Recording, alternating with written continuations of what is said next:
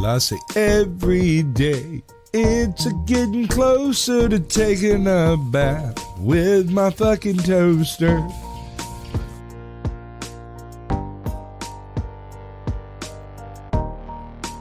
Holy shit, sorry about that, folks. I thought I had that all corrected.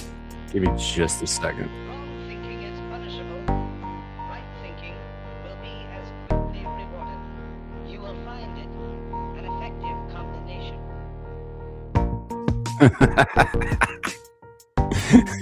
Hell of a way to start the show, folks. Hell of a way to start the folks.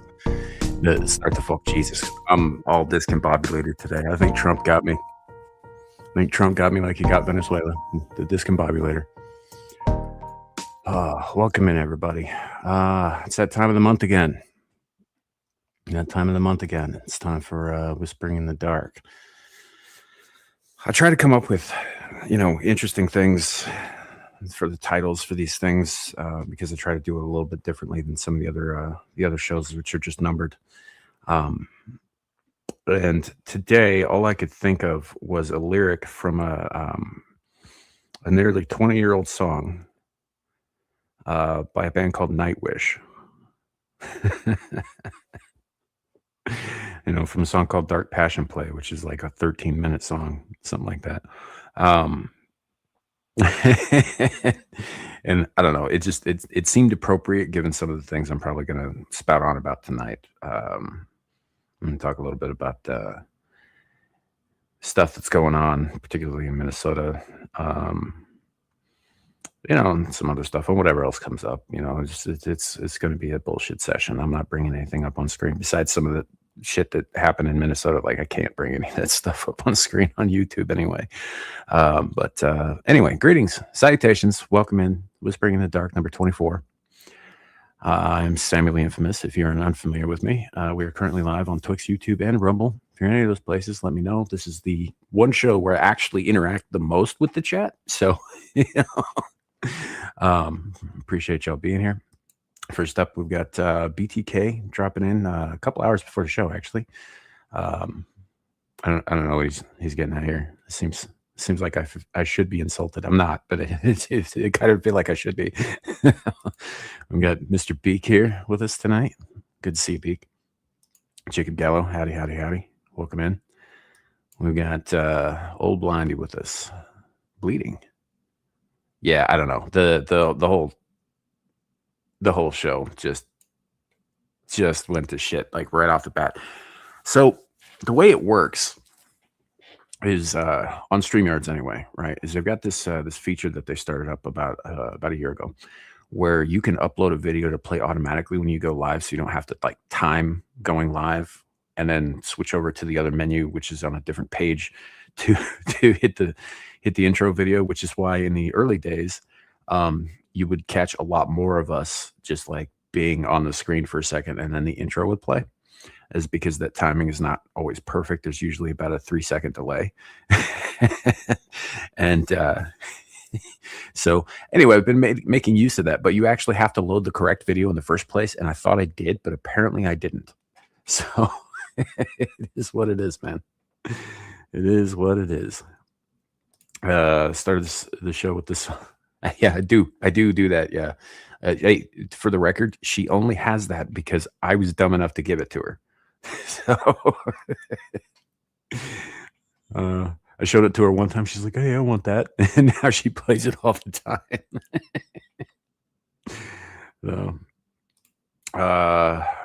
we know you do human species code switching. Eldritch God speaking with friend. Yeah, I do. So, oh yeah, time of the month bleeding. Gotcha. Shark Week. Aunt Flo is visiting. That kind of thing. Hey, JB, welcome in. At least you're not Luke Casley, right? So it's good to see you guys. It's been, well, it hasn't been that long for most of you, a couple days or whatever. But, since we did one of these, it's been about a month.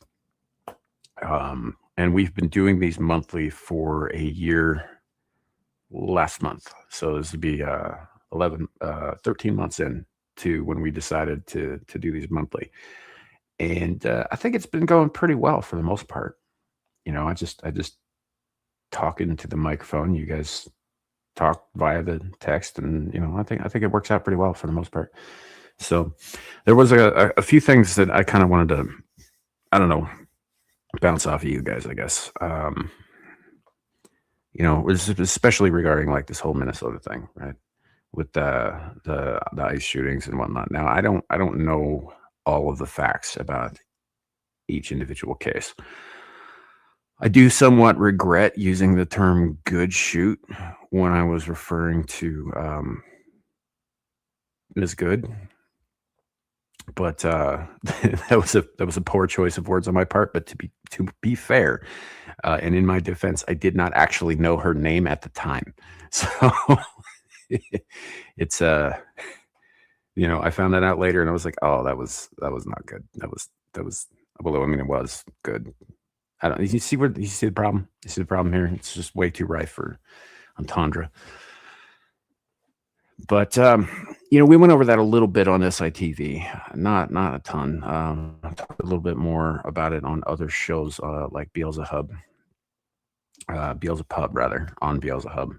Talked quite a bit more about it there. We didn't talk too much about it on this channel because honestly, I get tired of the chaos. I get tired of the death, and it's pretty constant. I started watching this guy.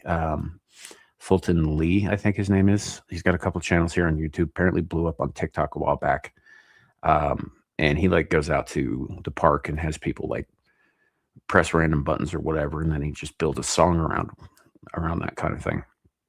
And I saw this one the other day where he started a beat. He had a guy give him a beat, and then he built off of that, and he just started, adding more stuff in with his synth stuff and his guitar and all that. Started singing them a little bit, and then he started inviting passerbys to sing with him, or passersby rather, to sing with him.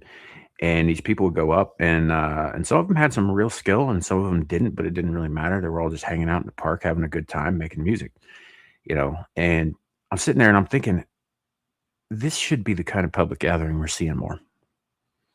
This right here, Like, didn't matter who you were. Everybody was welcome. Everybody had a good time. They made songs. They danced around like morons in the park, like like nobody was watching, kind of thing. And that kind of thing, I think, can be good for the soul. Whereas the kind of gatherings that we're seeing a lot more lately, especially in the news, which is designed to make you and keep you angry. And I get so tired of the chaos and all that. So I started looking at some other stuff and all that. But as far as these things go, I did see the footage of. I saw a lot of footage of the good shooting, multiple angles, including the camera that the officer was wearing, and also, as you guys probably know if you've been around for a while, I got clipped by a half-ton pickup in a crosswalk in broad fucking daylight about 5-6 months ago. Right. And if I hadn't seen it coming and moved, I would be dead. I would have gone right under those wheels. Just like right under them. I did see it coming, which is why I'm here today. But that didn't mean that I didn't get hit. And it's one of the things that kept coming up that I felt I needed to point out a little bit. You do not have as much time to react as you think you do. And it was a clear day with a dry road, and I had plenty of traction, right? From what I saw in the video, not only did she spun her wheels because she was trying to, get through there real quick. And it looked to me very much like she intended to run him over. It kind of doesn't matter at this point. But when your wheels spin like that on ice, that means there's no traction. Right. So I can't imagine that his footing was that great either, which means that not only did he not have that much time to get out of the way, but he didn't have a real good place to stand to start doing that. Right. There was no way he was getting out of the way in time. The first shot, I think, is the one that killed her. I'm not 100% on this. I don't have all the facts, but there were two more after that in rapid succession. And I think that was adrenaline and reflexes, honestly, for the most part. And as far as I could tell, it very much looked like she was attempting vehicular homicide, which is murder. You know, it's intentional. You know, the vehicle is a weapon, and I think that it was a justified shooting. Although I am not happy that somebody died. I'm never happy when somebody dies. You know, you're never ever going to hear me. I might concede that it's best for everybody if someone dies, but I'm never going to be happy about loss of life. Not ever. It's not a thing for me. That's just, I think it's a tragedy, but it absolutely could have been avoided. At any point, really. There were a number of places where she could have chosen something completely different and she'd still be here today. And so yeah, that one seems pretty cut and dry to me from everything that I've seen. Now, the most recent one with this guy, Mr. Preddy, and I'm going with the honorific because I can't recall off the top of my head what his first name is. That one is a little less clear from the footage that I have seen, which is very little and has been very grainy and kind of hard to make out at a distance. You know, even when people like slow it down, they take screenshots and then they blow it up and all that stuff. And then it just, the pixels get larger. It doesn't actually make anything clearer, but they're like, oh yeah, see, it's right there. It's like, well, now it looks even more like a blob than it did when it was, you know, moving. That one I'm a little less clear on. I don't know exactly what happened there. It's hard to tell. I think an investigation into what happened might be in order. I mean, it very well may be that the officer was in the right. I don't know. I don't know for sure. He might not have been either. You know, but what I have been hearing, the part that's been getting to me about it is that all of a sudden, people on the left are very pro 2A. All of a sudden, the very same people who went after Kyle Rittenhouse and made his life hell, right? The very same people, in fact, who were, you know, trying to hurt him when he ended up doing what he did, right?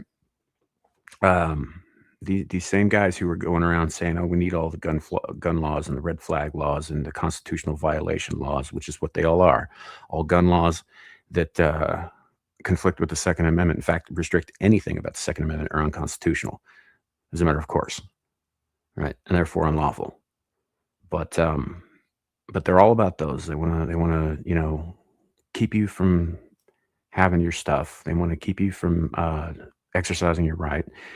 And but all of a sudden, that tune has changed real quick.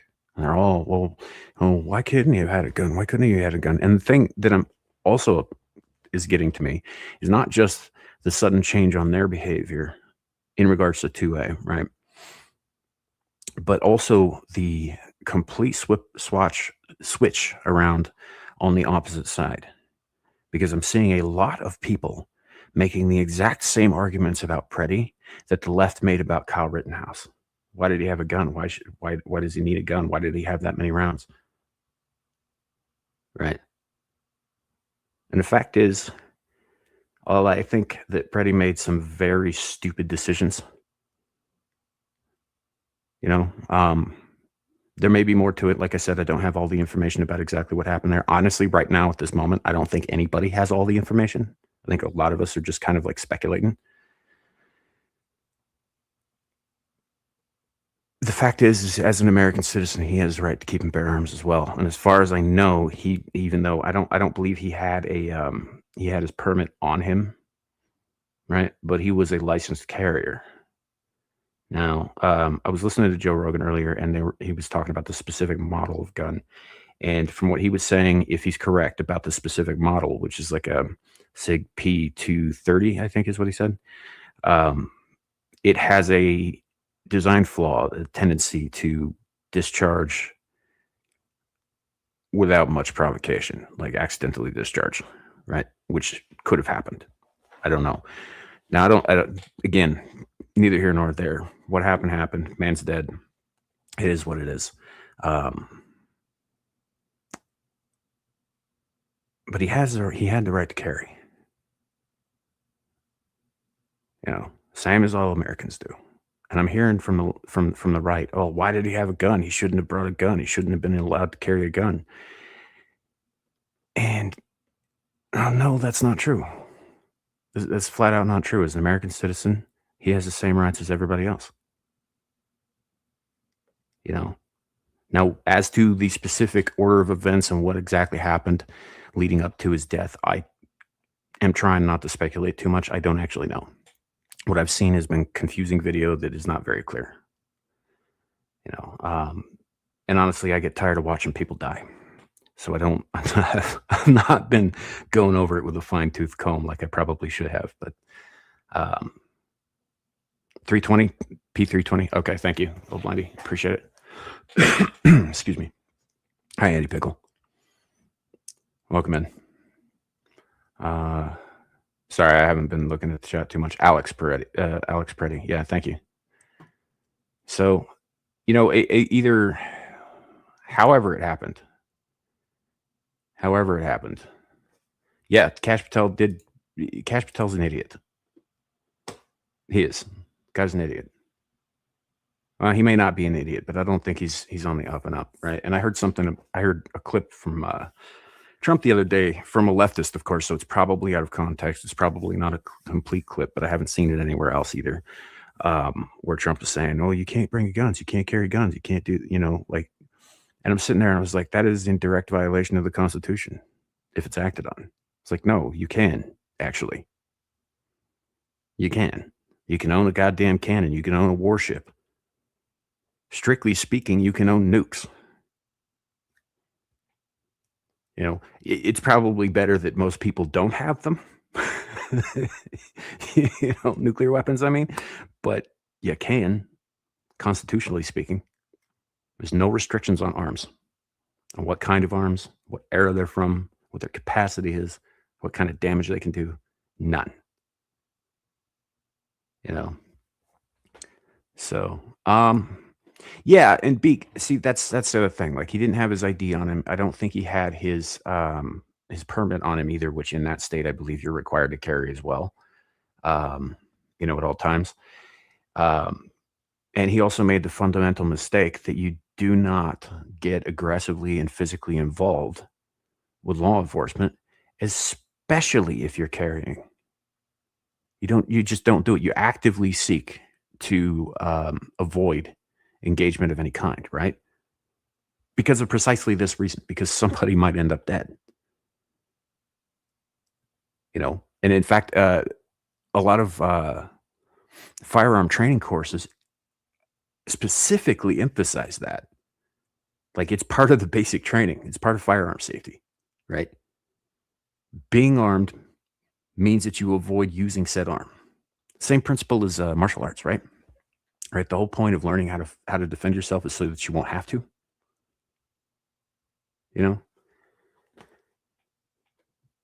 So, but yeah, as far as and it is what it is. I mean, he should have probably had his ID on him. He should have fucking not dove in like he did. Yeah. There were a number of things there as well. He made some choices that had things played out a little differently, and he made other choices. He might still very much be alive today. And I think it's a damn shame.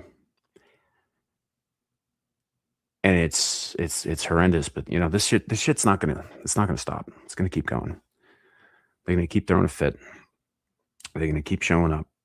Sooner or later, somebody's gonna show up armed, and they're gonna do something outrageously stupid, and some kid's gonna get killed, and then it's gonna be a wildfire, both politically and martially.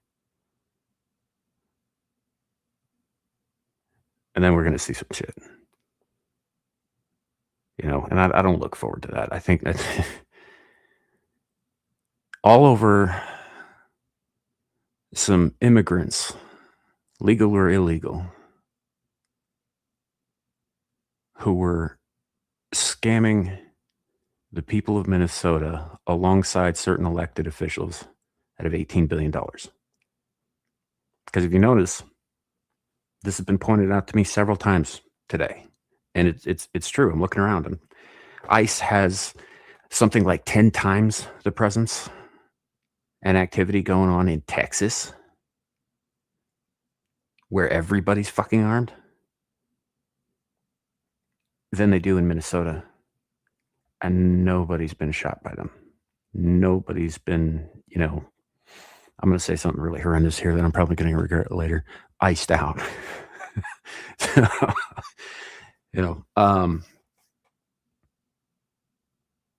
All over the states, as a matter of fact, they're operating in a great number of states. The only one where it's come to a violent conflict, where people have lost their lives, the only place is Minnesota. Immediately after certain people start getting looked at for being involved with a large amount of missing money and a ring of scammers from Somalia, immediately. Nobody's talking about that now, though. All they're talking about is, oh my God, ICE is murdering American citizens. Because that's the spin they're putting on it. From what I could tell, from what I saw, it didn't look like murder. It didn't look like what they're calling an execution, which is an erroneous term to use here. Execution style, depending on the circumstances, I could kind of see, but I don't think that necessarily applies either. But either way, it would be the wrong term in this case. It's kind of like when Charlie Kirk died and everybody was saying, oh, he was executed. No, he was assassinated. He was murdered. He was not executed. And it's blowing up conveniently right around the same time that Omar and Walls and I forget the other guy's name. Anyway, doesn't the corrupt politicians of Minnesota start getting looked at for their part in this $18 billion fraud. $18 billion. Think about that number, right? I mean, for the government, that's like that's fucking chump change. But for me, for you, think about that. $18 billion just gone. That is some crazy shit. There's a lot of money. And if further thinking about this, I'm thinking to myself and I'm going, in order for that large amount of funds to just like vanish, to disappear, to be siphoned off somewhere else where it's untraceable or whatever, you can't do it all at once, right? If you were to go out and you were to, set up a kind of siphoning ring, a fraud ring, right? You can't do all that at once for a couple of reasons. One, bills are tracked, right? They all got this little serial number on them. There's a website you can go on to. I think it's called findgeorge.com. You can track single dollar bills everywhere they go. Anybody can do this. So if you think the Treasury Department's not fucking doing this, they absolutely are. That's why those serial numbers exist in the first place. So you have to clean it, right? You can't just like take all this money and just go spend it somewhere else. It has to be cleaned. It has to be laundered, right? So you got to figure out a way to do that, right? So that's where you get your clearing centers and shit. That's where those come in. But again, a large enough amount in a quick enough period of time would not have gone unnoticed, right? Somebody would have seen something and said something at some point, which indicates to me that it's more likely, it could be wrong, but it's more likely that this scheme has been going on for a very long time, right?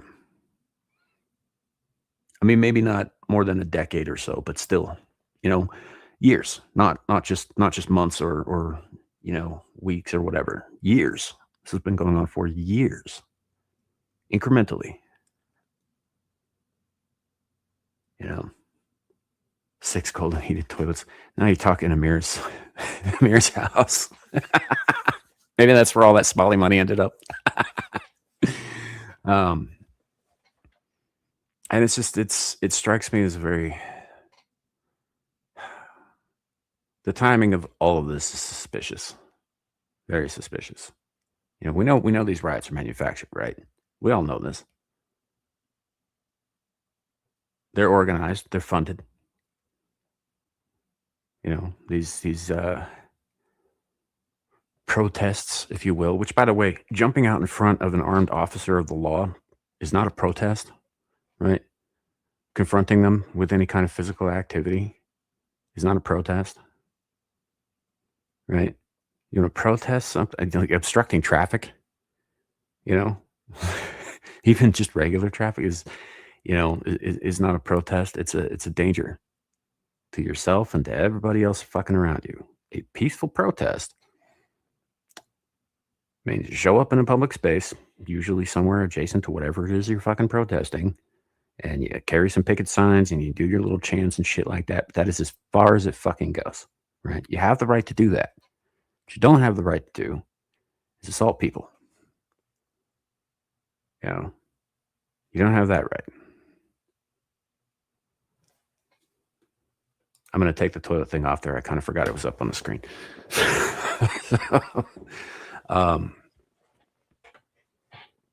Probably by insiders. I would not put it past the Soros Foundation to be intimately involved in this either.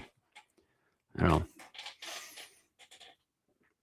I wouldn't put it past them at all, because I doubt that that the buck stops with Tim Walz. Tim Walz isn't smart enough to pull this shit off. He's not. Guy's a fucking retard. He's an idiot. And if I'm being perfectly honest, it's gonna sound bad, but the average IQ, by American standards anyway, of the average Somali is somewhere a point or two south of 70, right? On average, they're not generally smart enough to pull off a scam like this for years either. Now, without getting caught, right? Somebody else is doing this shit.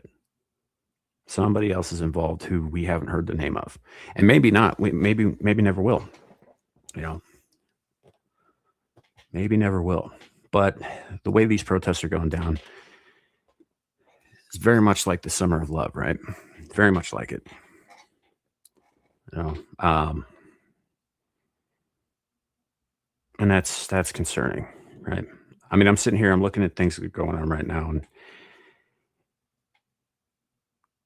you get enough shit framed a certain way, and your average person's going to look at this and be like, "Oh man, maybe this isn't right. Maybe Trump's up to no good. Maybe Holman's up to no good. Maybe Noam's up to no good. Maybe we should be doing something about these people." And then what happens, right? The midterms go to the Democrats. What happens after that? They block and filibuster and stall and do everything they can to stop any real progress in reclaiming a nation. To stop, you know, we end up the same shit that happened last time Trump was president. Actually, the exact same shit. I'm starting to think we're going to see history repeat in a very, very real way. You know, I think that's exactly what happens. I think we lose the midterms, and then Trump is reduced to fighting these guys the entire time. The very first thing they're going to do is fucking impeach him again, which is going to, you know, again, lead the average person to be like, well, you know, he's been impeached 3 times. That's bad. That's bad. He must be bad. Right. And I ain't happy with everything fucking Trump does, you know, but overall, he's doing what I fucking voted for the most part. I'd be much happier if he would start cutting ties with people like the fucking UN, for example, and NATO, and, you know, foreigners in general. You know, we're going to be kicking him out. We don't need to be fucking shaking hands with him too, smiling,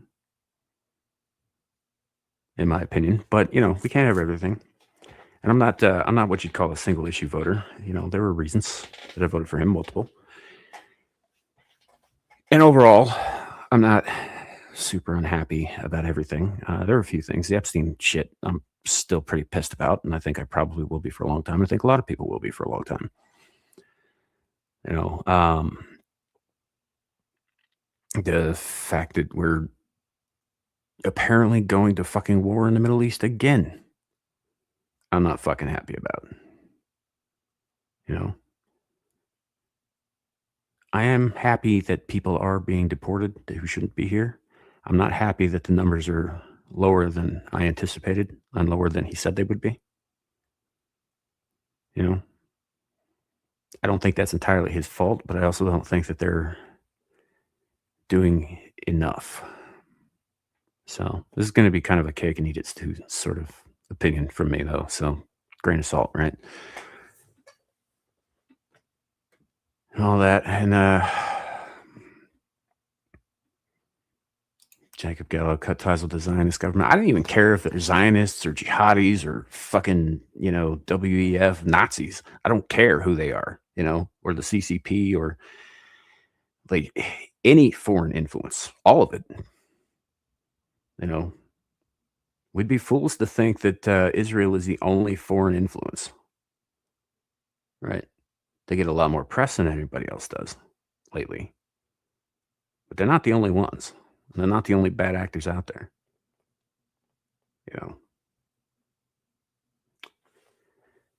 I'd like it if we could just, cut them all off myself. But in fact, I was just reading a thread on Twitter here a little bit ago where people were talking about, oh, well, we should just kick the U.S. out of the UN. And I was like, well, first of all, you can't because we're on the Security Council and we have one of 3 veto votes. We can just put a stop to that right now. It's not going to happen. Secondly, even if you disbanded the UN, which I'm all for, right? And I think a lot of Americans would be all for because it's just a pain in the ass anyway. And a siphon. We pay something like $18 billion. Speaking of that exact figure, weirdly enough, $18 billion a year in fucking dues to the UN, right? Like, we don't need to be doing that. Fuck's that money going? It's sure as shit not helping Americans. But even if they did, and somebody suggested the idea, well, maybe we dissolve the current one and we start a new one, but without the U.S. I was like, fucking do it, man. It's like, what are you waiting for? Fucking do it. See what happens. I'm going to be fine. Somebody said something the other day as well about how, if we give up our veto right, by withdrawing from the UN, then that leaves China and Russia and they will get the whole world to turn against. So what? Russia's embroiled in a war that doesn't seem to have an end in sight, despite Trump going around saying, oh, yeah, they're definitely going to want to make a deal now. And China's economy is in fucking free fall, not to mention their population. I'm not worried about them. So what?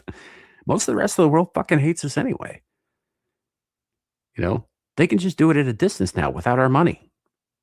That sounds like a plan.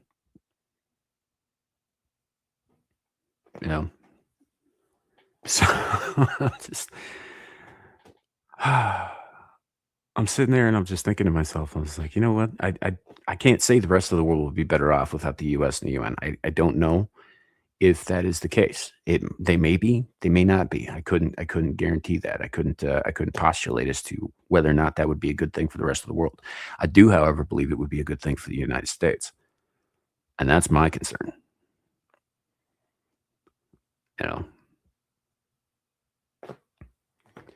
So, I tend to agree. It's like I was saying, man, fucking do it. Don't just sit there and threaten me with a good time.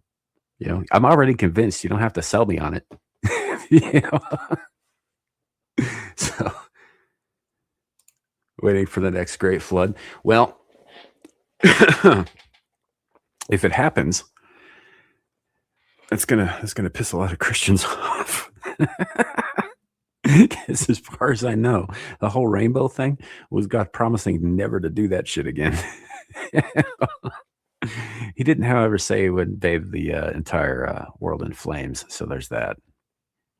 That could definitely still happen. Nuclear flames, even. I don't know. any number of things, I suppose. But yeah, the flood thing. I'm sitting here. I'm just waiting for the next big meteor. we're just we're just all floating here on this rock, concerned with our petty bullshit. Meanwhile, a pulsar turns its gaze upon us. Finally, half the planet fries, and the other half dies, gasping for air. You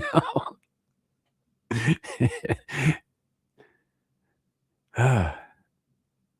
And honestly, if something like that were to happen, it hasn't yet, thankfully, but if something like that were to happen, there's nothing we could do to stop it. And we wouldn't even see it coming. I mean, you're talking about a gamma burst so powerful that it would literally vaporize everything on the side of the planet facing it. Boom, all at once. Like zero lag time. It would also burn off most of the atmosphere, which is why the second half would be in trouble.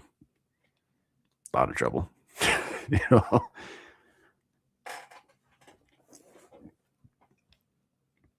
I think that that's just one possible scenario, but that's one that goes over in my head when I can't sleep at night. I welcome our octopus eldritch god ruling the flood earth. Yeah, but Cthulhu's a dick and he doesn't share power.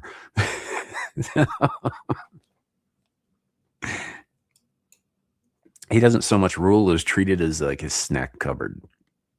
You know? It's a whole thing with him. You know, I'm just, aren't you guys tired of this shit? Aren't you guys tired of waking up every day and hearing about some new fucking horrible thing happening somewhere? Usually entirely preventable. If people just made different fucking choices. You know? Doesn't that just make you tired? It makes me tired. I'm very tired. You know, I'm so sick of waking up, you know, and I got like a couple of notifications from friends on Twitter. They're like, hey, yeah, I tagged you on this thing that was really funny. And I'll go and look at the thing that was funny. And the very next thing I scrolled to is somebody dying, video of somebody dying. Right? Nearly every fucking day. Honestly, I should just get off the fucking app, but I use it for advertising and we're streaming to it right now. And, you know, its DM system is, well, it's not as good as it was. It's still one of the better ways of communicating with people all over the fucking world. You know, which I kind of need those, unfortunately. But it comes attached to a whole bunch of shit I don't need, you know? A whole bunch. It's also, unfortunately, the fastest place on earth right now to get any kind of news on a thing, right? Because it's all basically crowdsourced, right? I mean, obviously, the application itself is not crowdsourced or anything like that, but the news aspect of it kind of is. So you hear about things from people who are on the ground in the moment. You're not waiting for them to relay shit back to a news station who then puts it through their AP filters and then puts it on the air with some polished jackass affecting an accent that isn't remotely like his own or her own, right? They don't have enough time in a lot of cases. I mean, they'll spin it in real time too, but it's a lot easier to pick apart because, you know, they're having to, they don't have like a team of writers polishing it up, you know? So yeah, it's just, it is unfortunately the best place to, at the moment, for the moment, to keep on top of things, you know? And that's unfortunate because it also means that people are uploading shit unfiltered that I don't need to see, frankly. I got enough ugly shit buried in this noggin of mine. I don't need to add to that. Yeah, I'm getting sick and tired of hearing the people on the left making dumb decisions about the Democrats or playing the victim. I mean, yeah, I get tired of that too. I'm tired of all the dumb shit generally. You know, like I was mentioning earlier about Preddy, you know, about how the right is using the exact same arguments that the left used against Rittenhouse. Almost word for word. It's the fucking weirdest thing. You know, And I was like, no, I didn't agree with these arguments when they were aimed at Rittenhouse either.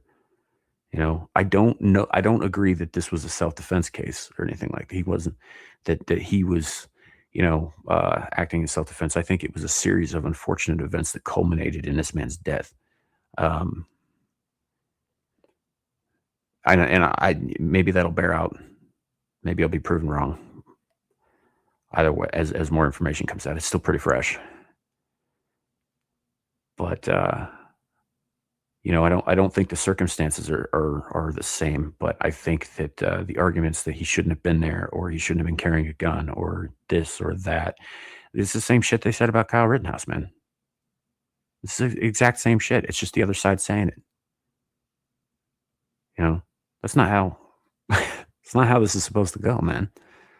Either you believe in a thing, you believe in the right to bear arms, you believe in the right to free assembly, you believe in the right to free expression, you believe in the right to petition, your government for a redress of grievances, which is what a protest is supposed to be a form of.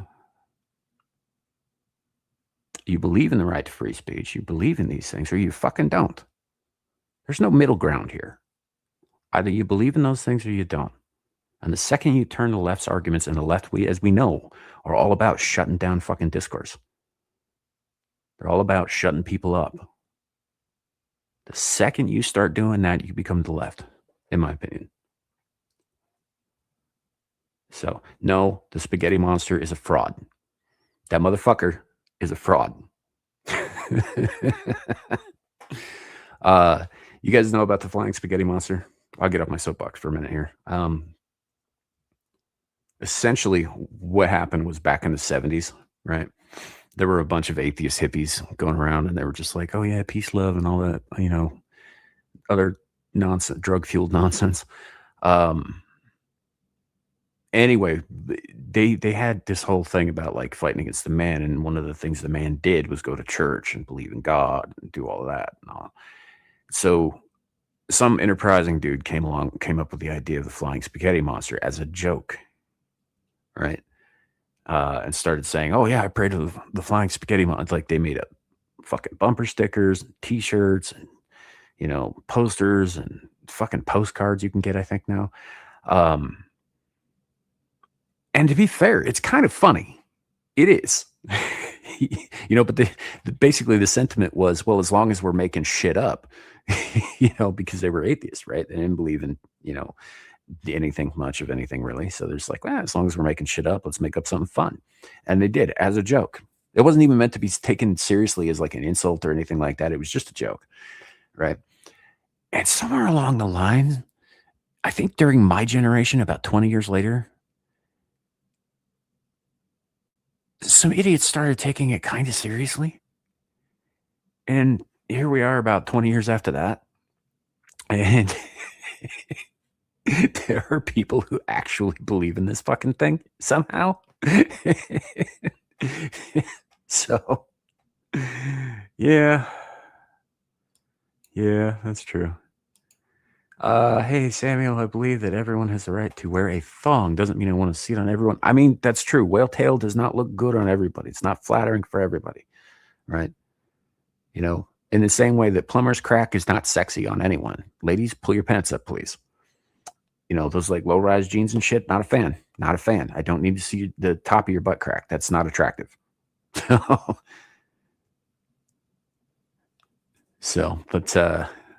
so you're right. You're right. Not everybody should wear a thong. Not everybody. I mean, unless you want to get rid of those unsightly panty lines under your slacks or whatever.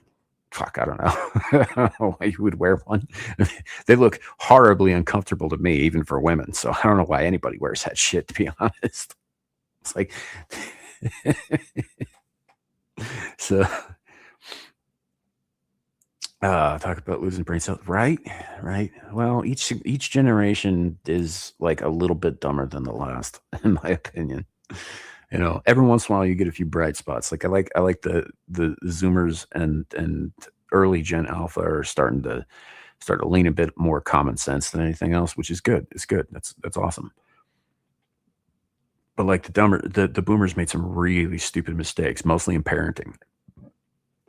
And then the Xers were kind of left to sort of fairly fend for themselves, and the millennials were coddled and helicoptered over, and they in turn turned around and became like the bubble to bubble boy to their kids who were, Generation Z, who obviously, here's the thing, kids are going to rebel, period. It's part of human nature. It's a rite of passage. It's just, kids are going to rebel. There's a couple ways you can handle this as a parent. That's really kind of irrelevant to what I'm getting at. What they rebel against is generally dictated by how their parents behave and what their parents do and what their parents believe, right? Generally speaking, that's what they're going to rebel against. Doesn't matter what it is. Whatever the specific thing is does not matter. It's irrelevant. That varies by generation. What matters is whatever that generation believes, their children are going to go running in the opposite direction, at least for a time.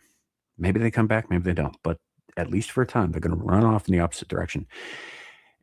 And frankly, the millennial parents went so far to the everybody's a special snowflake, let's coddle everybody and make sure that we put, bubble wrap on all the sharp corners of the world, right? They went so far in that fucking direction.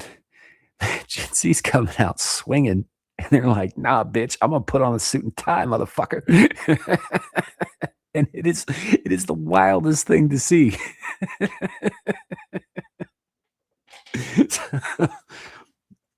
It's very strange. It's very strange to witness in real time. This is something that I guess as you grow older, and I'm sure a lot of you guys know this, a lot of us here aren't that young. You tend to observe that life operates in cyclical terms, right? Everything happens in sort of circular patterns. So you see sort of the same themes going around and around, and kind of, they hit you like, satanic panic, right? Satanic panics happened like 3 times in my life. People are always talking about, oh, well, it was this satanic panic. I was like, okay, but that wasn't the first one. That was one of them, but it wasn't the first one because it comes around again in cycles, So it's just, it's so weird because the older you get and the more longevity you have, and the longer, I guess, your vision gets, you start to see the patterns in the way that life just unfolds, right? And how it mirrors itself. It doesn't exactly repeat, but it does, as Terry Pratchett put it, it never repeats itself, but it rhymes. If that makes sense. Right. And I like that way of putting it a little bit better than, we're doomed to repeat it, because I don't think we're doomed exactly to repeat things, but I think that certain things we're certainly going to mirror certain other things. Very much so, and it's just, it becomes more apparent the longer you live, and this isn't a left-right thing or a black-white thing or a good-evil thing. This is just the nature of life and the nature of history and the nature of existence is, to borrow a line from one of probably the best seasons of television ever made, True Detective season 1, time is a flat circle, and it just comes back around again. It just comes back around again. Sooner or later, we're all going to see some good shit. We're all going to see some bad shit. And odds are, a generation down the road, maybe 2, they're going to go through something real fucking similar. We'll be gone by then. But it is interesting. I never thought I would live this long. I've told you guys this story before. I'm not going to get too into it or anything, but I always thought I would die by the time I was 30. Right? I am a fair bit past 30 at this point. And I didn't really start learning this lesson until I was in my mid-30s. And if I had passed away at the quote-unquote appointed time, it wasn't appointed. It was just kind of a, suggestion of, but if I had gone the way of the dinosaur at or before 30, I don't think I would have seen the patterns in life. And it's just a fascinating thing. So I'm kind of glad I got to stick around a little bit and find that out. It's not something I would have believed at that younger age. So it is what it is, I suppose. I don't know. Just a strange thing. You know, like the flying spaghetti monster, like started as a joke. Now there's people taking it real fucking seriously. I bet in another 20 years there will be a dedicated religion with tax exempt status. it'll be Scientology 2.0, but you know, with flying spaghetti monster instead of Xenu and the Thetan alien things. That's a can of worms, man. I probably shouldn't talk too much about them, though. They'll fucking sue the shit out of me. So, it's strange. It's strange to me. And kind of makes sense. I mean, human beings are walking contradictions. Everything we do conflicts with everything else we do and say and think. You know, each individual is just a mass of like seething and writhing contradictions, all trying to one up each other. Right? We're constantly warring with ourselves, even when we think we're not. It's no wonder we don't get along with each other.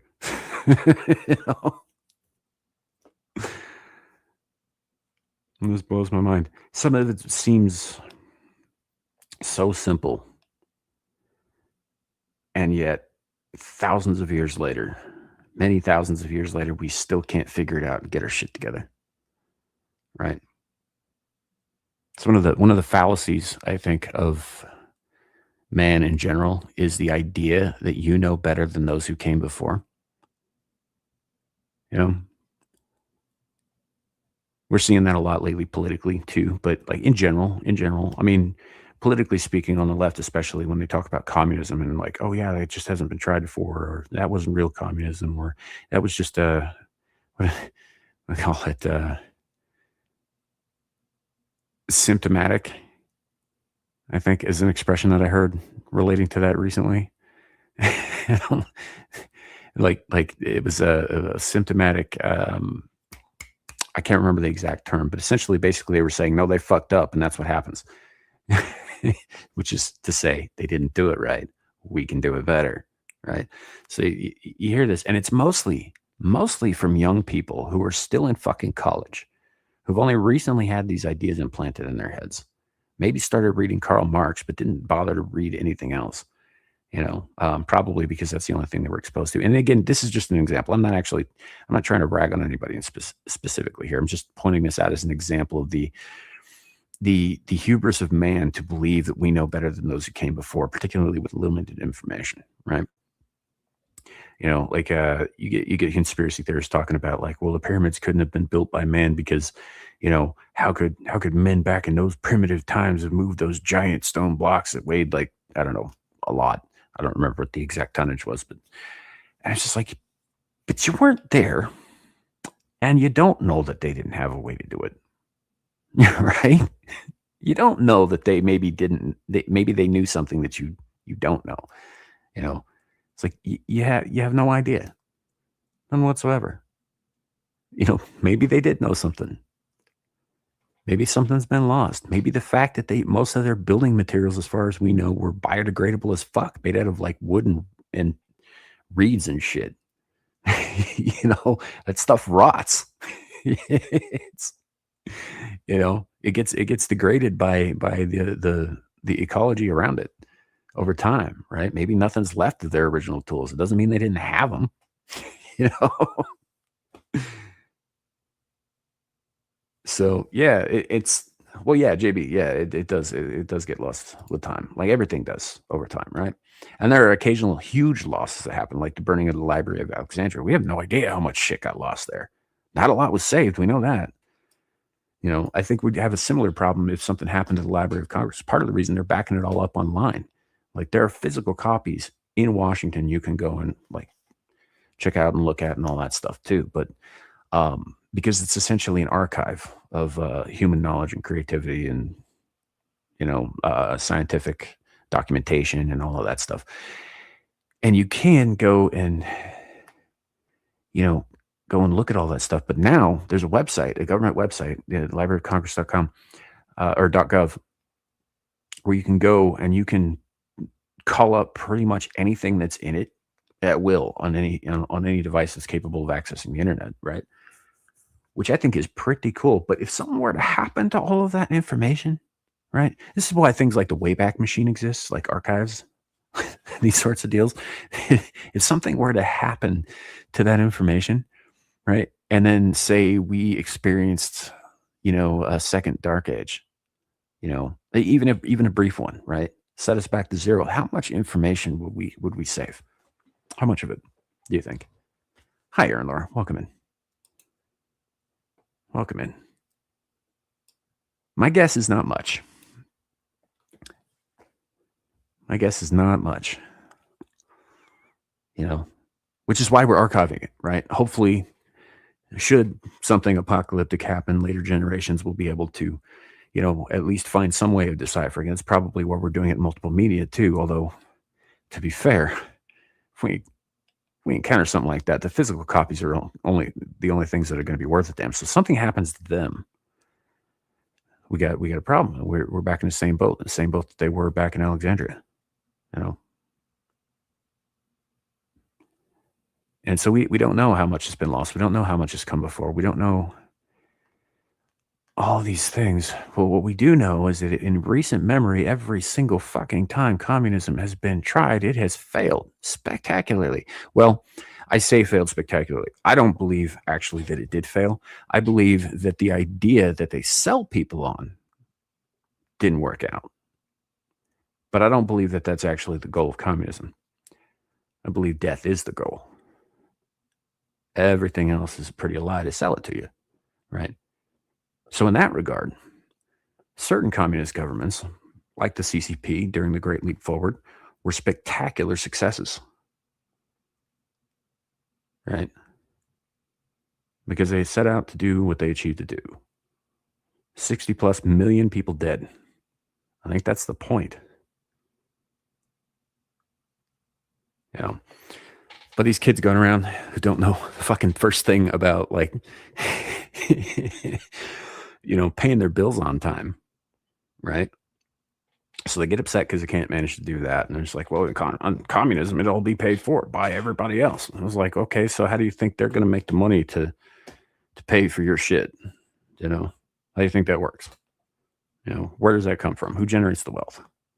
Who decides who distributes the wealth? Who does the wealth get distributed to? Right? I know you all sum it up in that cute little phrase, from each according to his means to each according to his needs. But I mean, that's kind of a bullshit catchphrase, isn't it? Isn't it? Doesn't that just basically mean he's got shit I want, so I'm going to take it? It's an ideology of thievery and envy and jealousy. They got cool shit and I want it. That's it. That's communism.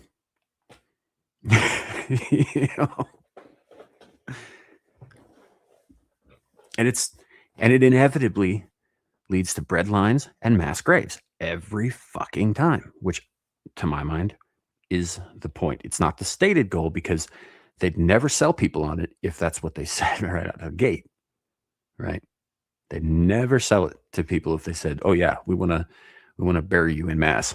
That's what we want to happen. That's the goal, right? They would never sell it that way. So they got to dress it up in pretty lies that, never end up coming true.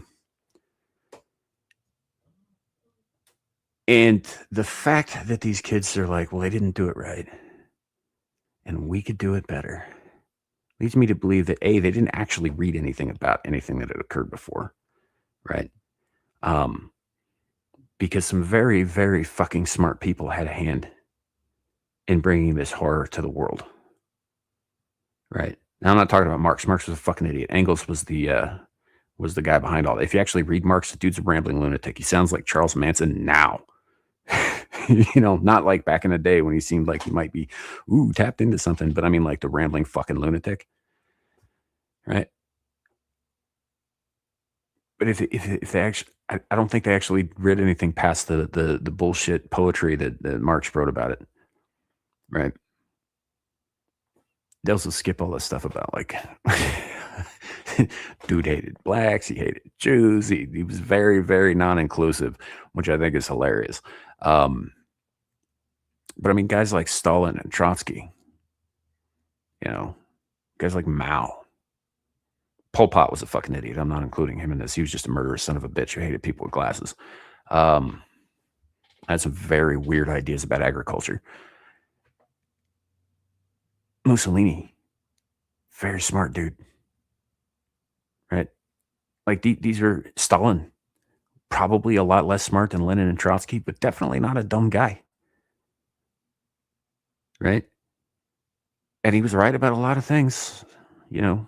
I'm not saying he was right about, you know, the communism angle, but I mean, some of the ideas he put out there,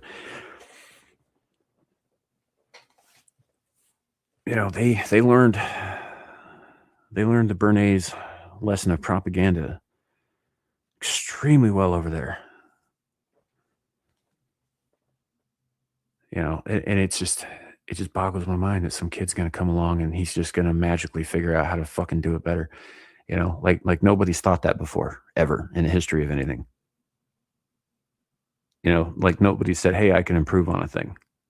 And sometimes they're right. Sometimes they are. That's how we get innovation. That's how we get leaps forward in technology and ideas and that sort of thing. Occasionally, yeah, it does happen. A moment of inspiration will strike someone,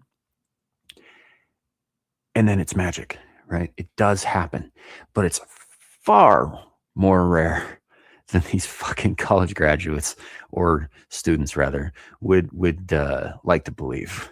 They all think they're the one. They all think they're the genius that's going to make it work this time for sure. Hey, have a good night, JB. Thanks for hanging out, man. Appreciate you. So Lenin died of syphilis. I mean, Hitler was gonna. Instead, it was lead poisoning. You know? So, but I mean, just you can be crazy and intelligent at the same time. I'll just put that out there. Again, Hitler made some very fucking stupid mistakes towards the end of that war, like say opening a second front. That was a bad idea. Like, you know, that I think that's where he lost, really. But that doesn't mean that he wasn't on a roll before that. I just think that the syphilis was finally eating holes into his brain and his logic centers. Just all that stuff. But I don't know. And I don't claim to be any smarter than anybody else. I don't think that I've got all the answers. I'm just kind of like running my mouth here. You know, I wish I had solutions. I really do. I wish I had like genuine good solutions that would work out for the benefit of everybody. I really do. I don't have them. Maybe one day, inspirational strike, but odds are it won't be me. You know, best I can do is sit here and whisper in the dark. Title drop. For the moment, anyway.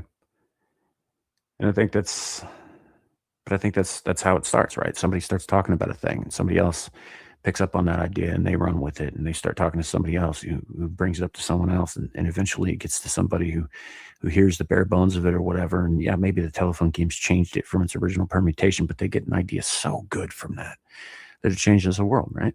Maybe that's how it works after all. I don't know. Maybe I'll be somebody's like great grand muse, you know, or something to that effect. It could happen. You know, Andy's saying something about, all right, the problem with every government is the size of it. Think about family run as dictatorial communism, small government. Local governments get closer to the family. A centralized government treats people like numbers. I mean, yeah, that's true. That's true. Speaking of Stalin, I believe he was the guy who said that the death of one is a tragedy, but the death of a million is just a statistic, right? I think that was him. I might be wrong about that, but I'm pretty sure. So,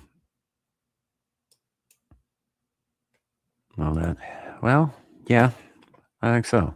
You know, I personally, I would just be happy if all the kids stopped having bad shit happen to them, right? Worldwide, right? Stop getting fucking sold to, you know, dirty, pervy motherfuckers. Stop starving. Stop getting blown up in somebody else's bullshit conflict, right? I would just very much like it if all the kids we're good. We're allowed to have childhoods. We're allowed to grow. You know, that would be my preference. Just stop hurting the fucking children. Just stop it. Knock that shit off. That would be good enough for me, I think. Everything else, whatever, man. I don't think we're ever going to come up with solutions to everything. But that would do it for me. I could move on a happier man, I think, in that case. And time was, I probably wouldn't have even said that just because, I don't know, having children changes you in ways you didn't expect. And I suspect it's probably a little different for each parent, like it's almost a spiritual experience becoming a parent. Like it just alters your perception of everything. It's the strangest thing.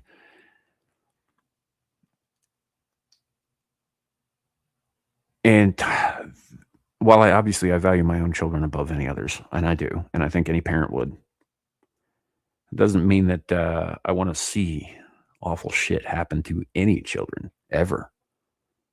Right? It shouldn't be happening. And people who do awful shit to children need to have awful shit done to them in a very permanent fashion, in my opinion, for a couple of reasons. One, because honestly, I do think those people should suffer. I don't think that don't get me twisted here. I don't mean that I would take pleasure in that kind of thing, because I wouldn't. Like I said at the top of the show, I don't value the loss of life. I don't. It's not something that makes me cheer ever. It makes me fucking sad. But I do think that some things need to be punished, and sometimes waiting for the gods to do it takes too fucking long.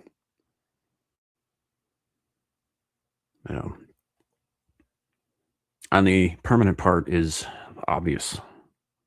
It's a necessity. They need to be removed because they can't keep doing what they're doing, because they can't keep being a threat to everyone.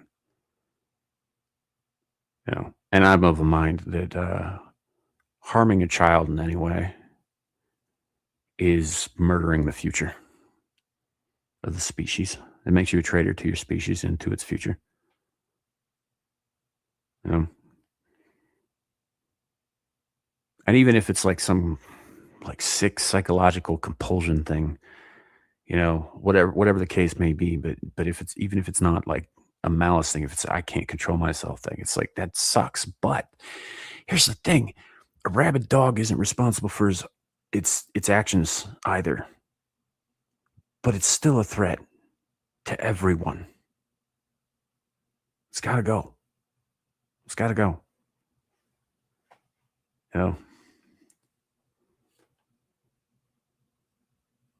So it just, I wish I had better solutions. I really do. Really do. Waiting for Gabriel Torch to resurrect George Washington with DNA extract. I honestly, what was the name of that company that claimed that they resurrected the direwolves last year? I can't remember their name. It was like Colossal DNA or some shit like that, right? It'd probably be them. That would probably alter a person to look like he was George Washington, because that's what happened with those direwolves. They were not direwolves. They were gray wolves that were genetically altered to look like direwolves. They were not direwolves. Direwolves are actually a very different species. You can't just no, those are fucking gray wolves. No, but it would be funny if they did try.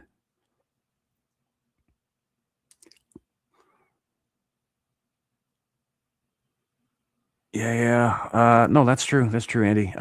Stalin was an egomaniac. He was also a megalomaniac, and he was paranoid as a motherfucker. This is true. And if you think about it, the Holodomor took place almost entirely within what's modern Ukraine's borders, right? Most people don't think too much about this. Like, why would Stalin target those people in particular? Well, it's because Georgia and Ukraine are right next to each other, and they fucking hate each other, and they have hated each other for hundreds and hundreds of fucking years. He was a Georgian, they were Ukrainians, and he had the power to fucking wipe his ancient enemy out. End of story. It really was that simple. You know, and for those who don't know geography out there, although I'm sure most of you do, Georgia is a country on the other side of the world, as well as a state in the United States. So the one in the United States is not named after the same stuff. It was named after King George III. So, who was English and not born yet when Georgia became a thing.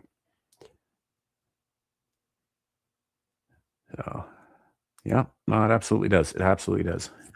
It makes you see everything differently. It makes you a real soft touch in some ways. You know, you get tenderhearted on some things that maybe you weren't before.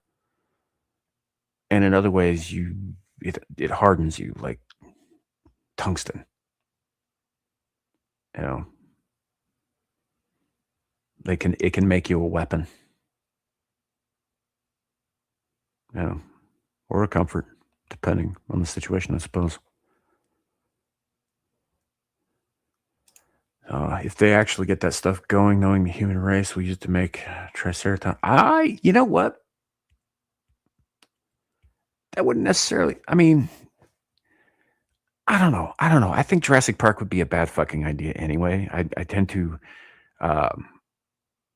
agree with Ian Malcolm. Just because you can doesn't mean you should. You know, I think that resurrecting extinct species into a biome that has moved on without them is a recipe for ecological disaster. You know, especially if we're as removed as like hundreds of thousands of years like this. Like that's crazy. Why would you bring fucking mammoths back? Right? You know how big those things are, how much food they must have to consume daily, right? They're gonna strip whole trees. It's gonna fuck up everything. You know, it's not a good idea. You know, and Triceratops also herbivores, you know, and they're huge, right? So they're gonna eat a lot of shit. You know? Plus, that'd be like having like a rhino, but 3 times the size, just hanging out, eating your fucking lawn. And if you try to get in his way, you're dead. You know? Oh, Triceratops, like the cop from Kung Fury. Yeah, that'd be pretty fucked. I think you end up with the same problems there, but it's funnier. You know? So yeah, it's I don't know. I don't know about all that let's resurrect dead species. I think that's a real good idea. We should definitely do that. I think the only time that that's like a viable thing to do is if our planet dies, right? If we have like which they do, by the way, somewhere. There's certain elite people who have been stockpiling like fucking seeds and animal DNA and human DNA for a very long time now, just in case everything dies. Then this archive of life goes somewhere new and essentially starts over, right? Like finds a dead world or whatever and repopulates it with us and our stuff and our plants and our animals and all that kind of thing. I think that's the only time that I would think that that would necessarily be like, you know, all right by me is if it was happening on somebody else's fucking planet, first of all. And secondly, we'd all have to be gone for me to be fine with that, you know? But I think that once a thing is passed, once a species' time has come, that's it. You know, I mean, it sucks that they're gone, but like they're gone and they need to stay gone. There's something that they don't talk about too much when they talk about endangered species and, you know, extinction events and that sort of thing. For every species that blinks out of existence, 3 new ones are discovered. Almost every time. It's not like new life isn't coming. It's happening all the damn time. Right? There's no reason to go backwards. Nature sure as shit isn't looking backwards. It's chugging along forwards as always. Oh yeah, definitely. Especially in places like the I forget what they call them, but so in Brazil and South America, right? They've got all these like dormant volcanoes, right? And the calderas of these volcanoes, basically the bowl, right, where the lava comes out, um, form into these rainforest ecosystems, but each separate one of them is completely unique because of the walls of the caldera keeps them isolated, right? So you will find things in one caldera that are nowhere else on planet Earth, right next to another one that has completely different and wildly varied life forms in the next one and the next one and the next one, so on. And yeah, they're discovering new species down there, just down there, mind you. That's not even everywhere in the world. All the time, right? They still haven't mapped all of them. Hell, they haven't even mapped the Amazon forest. The only parts of the Amazon that they've mapped, they cut down, right? There's still a vast amount of forest that's unexplored by everybody except maybe the naked inhabitants with the really bad bowl cuts who eat people, down there. Yeah, there's new life cropping up everywhere. It happens all the time. Deep sea stuff, and like the Fisher vents, that kind of thing. And find all kinds of crazy shit, provided we can build technology that will survive crush depth to go see it, kind of thing. So I don't know if I would do that. It didn't seem like they were super happy to be here to begin with, right? At least half of them, anyway. If I remember right, didn't one of them off himself? I'm reasonably certain. I don't think they both did, but I think one of them did. It wasn't super happy to be here to begin with, especially after all that shit with the lip syncing. I don't know. Although, can you imagine angry gangster rap from Milli Vanilli? Like, how awesome would that be, right? Just like existentially pissed off.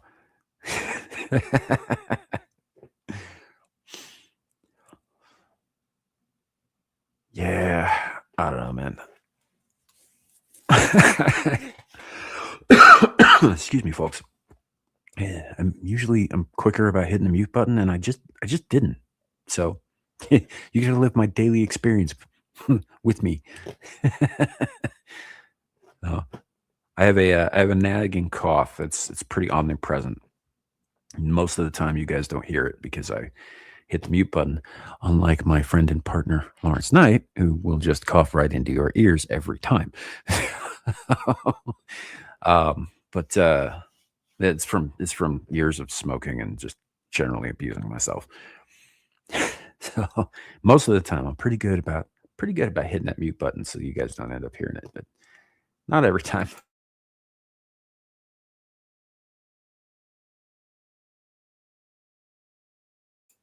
See, that time I was on it.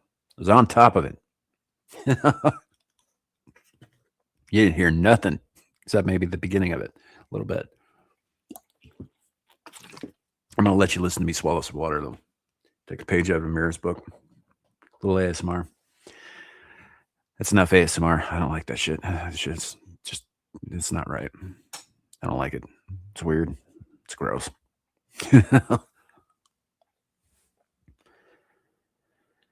Yeah, I don't know, guys. I don't know. I think it's possible. It's entirely possible. So I saw this video earlier that I'm probably going to bring up on SITV this weekend. It's an older video. It's been out for a little while, and I don't know if we'll show the whole thing because there's a bit at the very end of it that I don't like looking at, and I'm pretty sure YouTube would definitely hit my channel for.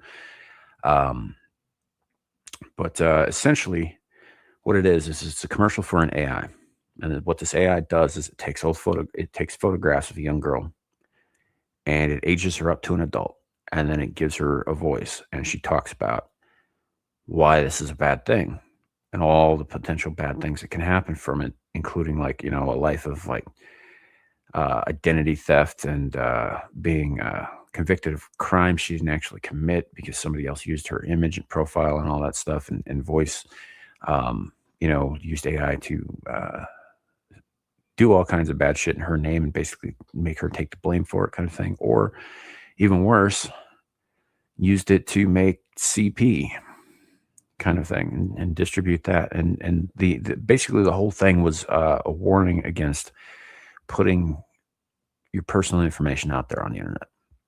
right? And this includes like photo albums and Facebook posts and whatever. It's like, oh, look what little so and so learned to do today. It's one of the reasons I never post any. I've never posted any pictures of my children online. Problem is that with cloud storage and file sharing and basically even being in the general vicinity of anybody who's ever had a Facebook account, all of that stuff is out there anyway, right? If you have a picture of your children on your phone, so does the internet, so does the cloud. And it can be accessed by anybody who knows how. Right? There's a very real danger, and it's been around since long before AI became publicly available for use. Long before, right? AI in this instance, like I'm normally railing against it because, I personally think it's just going to bring about nothing but disaster in the long run. But in this case, it's just another tool for these fucking asshats to go around and take from people things that don't belong to them, to steal from them, to manipulate their information in them, to sell their information or them even to people willing to pay for it, right? All of that shit's already existed. All that shit's already a thing that anybody who's been connected at all in the last 20 years, is vulnerable to. Every single one of us. My being just a voice on the internet here makes me vulnerable in that regard. Somebody with sufficient motivation and skill could absolutely find not only who I am, but exactly where I am and what I'm doing right this second if they really wanted to. I encourage you not to, because I am armed. If you show up at my door, there's going to be a problem. But that said, it's none of us are safe from that shit. It's just part of the world we live in. Privacy, true privacy, is a thing of the past, right? And this is something I was saying. I think I posted this on Twitter earlier today. The problem that I'm seeing is that it won't be long, 5 years, 10 years, 20 years, maybe, before people won't even remember what true privacy even was. And it won't be long after that before they'll have forgotten the word, because it doesn't exist. It doesn't apply to anybody.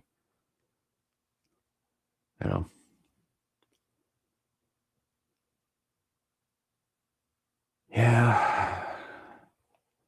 So it's just a like in this case, I honestly don't think that AI is actually making things worse. I think it's just making it it's just another tool in their kit, man.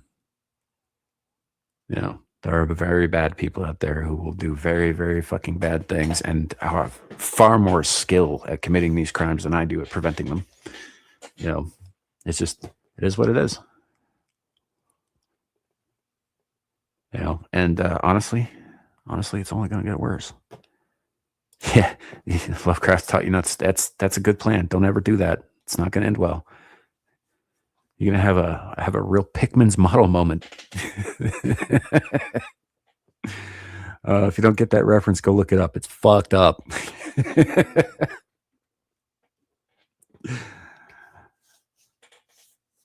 So, but yeah, no, the same here. If you show up at my door, expect my face to be the last thing you see before you walk. Yep, 100%, 100%. And look, I'm not threatening people. I'm just telling you what will happen if you show up at my place unannounced. If I am not expecting you, if you were not invited, you may not be going out the same way you came in. So don't look me up. It's not something I will respond well to, and I don't think anybody should. Honestly, protect yourselves. Guard your information, and if somebody, God forbid, gets a hold of it and misuses it or whatever, pursue them with the full power of the law, if you can. And protect yourself, protect your families. Protect your property. I think I made it pretty clear earlier in the show that I'm pretty ridiculously pro 2A. You know, somebody comes at you and somebody becomes a threat to you and yours, or you know, that kind of thing. You do what you need to do. You know, take care of it. You know, if you can resolve it without any kind of unpleasantness, all the better. I'm not suggesting YouTube. I know you're listening to YouTube. I'm not suggesting that people just fucking harm people. I'm just saying there's nothing wrong with self-defense, and nothing YouTube can say or do will make me change my mind or my stance on that. And in fact, I think that is the only sane response. You know, I'm not about promoting violence, but I do think it has its place and its uses, and I think some of them are righteous. You know, but that's the thing with any tool in your kit, right? Used judiciously, they can all be a great benefit, good and bad. So when we just start slinging shit around willy-nilly like they're doing up in fucking Minnesota, that it becomes a problem, right? What's that old saying? Is you're right to swing your fist ends where my nose begins. Yeah. I don't know, man. I think there's something deeply, deeply wrong going on. And I don't know how this gets resolved without further badness happening. And I'm just like I said, man, I'm tired of the badness. It's exhausting. It's just fucking exhausting. You know, my mother is one of those people who is like, well, there's good in the world too. There's beauty in the world too. You just have to look for it. I was like, yeah, the problem is it's not readily apparent, right? It's not readily apparent. And I'm a pretty dour person to begin with. You know, I'm not really what you'd call upbeat. You know, I'm certainly not an optimist by any stretch of the imagination. So when I look out at the world, yeah, there might be beauty in it, but it's being drowned out. It's being drowned out because the ugly is loud as fuck. You know, just, So Blindy says, so we should publicly post nudes to get ahead of the curve. Only if you want to go to jail for indecent exposure. I wouldn't push that particular course of action. No. Most of us look better in the dark anyway. It's not like a thing that needs to be out there. So that's why we invented this neat thing called the filament, and that allows us to, you know, create and destroy light with the flick of a switch. And when the switch is off, if the clothes are off, it's better. It's better if they're off when the switch is off. That's all I'm saying. Generally speaking, most people, even the really attractive ones, most of us look better in the dark. Just saying. So yeah, don't put that shit out there unless you want repercussions, man. It's not a good idea. I wouldn't even suggest sending like dick pics, right, to somebody that you're being intimate with. I wouldn't suggest even sending that, because even that shit gets stored on the fucking cloud, right? You know, all of it's out there somewhere, floating around in some database or other. It's just a matter of fucking finding it. You know? So same thing for you ladies. You know, it's generally not a good idea. And I'm saying this as somebody who's had nudes sent to me by women numerous times, different women. It's generally not a good idea. It's generally not a good idea. I've never done anything with them that was untoward. Most of the time, I'll see them and then and then delete them, because if I don't have them, that's less chance that I will be responsible for their getting out into the world, right? And I don't want to do that to anybody. So, it's just generally not a good idea. Just don't engage in that kind of thing, especially young ladies, because that's an invitation to be fucking exploited. It really is. And I'm not saying every dude out there is going to do something like that.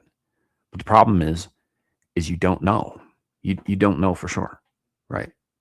I mean, maybe you send him to somebody who absolutely can be trusted, and he he's respectful and he treats it right and doesn't do anything awful that ends up costing you down the road or whatever. But maybe he's a scumbag, and it's really not the kind of thing you want to find out the hard way, right? It's really not. You don't want to wake up one day and your roommate's showing you your naked body on some fucking random ass website that it's been uploaded to by some douchebag you haven't even seen in 6 months. Same thing with dudes. I mean, like, don't send pictures of things like that. Don't put that shit out in the world. Revenge porn goes both ways. You don't want that. You don't want that shit out there. Some vengeful bitch decides, well, I've got these pictures here and I really want to humiliate him, so I'm going to put them out there and laugh at him and do all this and point it out and share it around and all that stuff. Next thing you know, you got your pictures up on a fucking website. Somebody's pointing them out to you, making your life hell. You can't walk down the street because everybody in town has seen this fucking thing. Right? Just don't do it. It's not a good idea. So hey, Ariel. Roof bed dragon to make sure he doesn't do anything bad or he'll find out.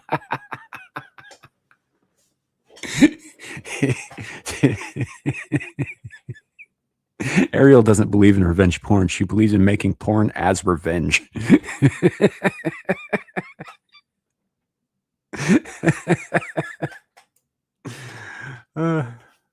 Welcome in. So I could never. Yeah. Good. Keep it that way. Andy Pickle. Yeah. The night is dark and full of terror. And long. Have a good night. Thanks for coming, man.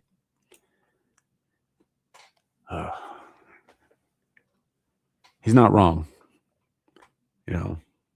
I mean, yeah, there's always the dawn, and it's always darkest before the dawn. But the thing is sometimes the dawn is cold as fuck, and it's not actually any better.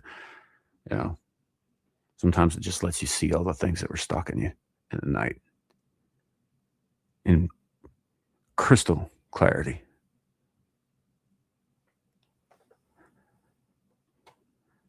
Let's see. But everyone in town already knows I'm a bicycle. That's why they whisper at each other after knowing about the things I would do. What do you mean things in quotation? What do you mean things? Quote, air quotes. Things? The things you would do? Like, that's ambiguous as fuck.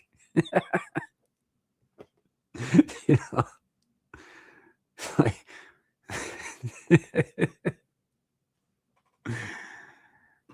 I don't know. It's not a good idea. I mean, I would go so far as to say don't volunteer any personal information to people you don't trust, people you don't know, that kind of thing. Let alone, pictures of your naked self. That's like way past the line. But like, I wouldn't give strangers my fucking phone number, or like a more general or more specific, location, or hell, most of the people I know online don't actually even know what my name is. Samuel is, of course, as Shidu found out, a pseudonym. It's a name I'm using, but it's not my given name. Most people on the internet use a name other than their given name. For a variety of reasons. But, in a lot of cases, it's to maintain anonymity. So, yeah. It's just you want to keep your business. Make sure that you know someone. Make sure that you trust someone before they find out anything, before you volunteer anything that could make you vulnerable, right? And I know that's a really cynical way to live. Unfortunately, I think we're past being able to trust strangers on the street. we're well past the days of being able to leave your house and leave it unlocked. I don't think those days are coming back. I really don't. And it's a shame. It was a better world. It was brighter then. But here we are. So, guard yourselves accordingly. My real name is not Lamos. I don't know where you're getting this lamest shit from. I was like, 2 years ago on Star Trek Engage that name came up? It certainly wasn't my name.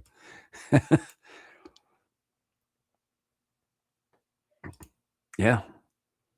I mean, like, you can, but you have to weigh the risk, right? You have to weigh the risk.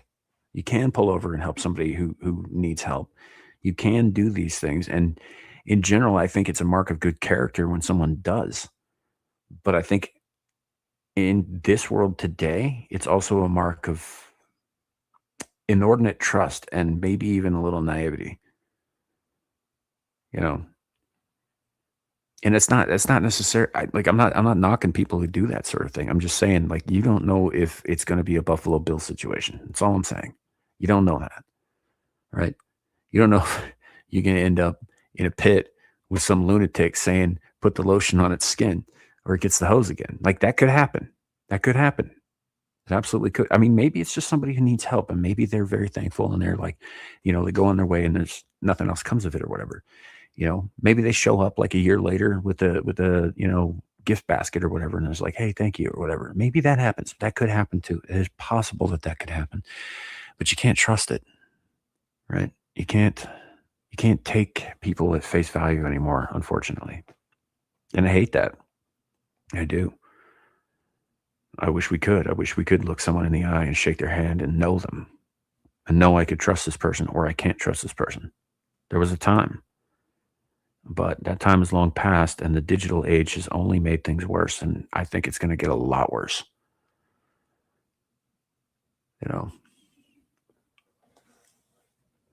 So, learn Kung Fu, own night vision, problem solved. I mean, yeah, but you know what Kung Fu doesn't beat? Bullets. Just saying. Yeah.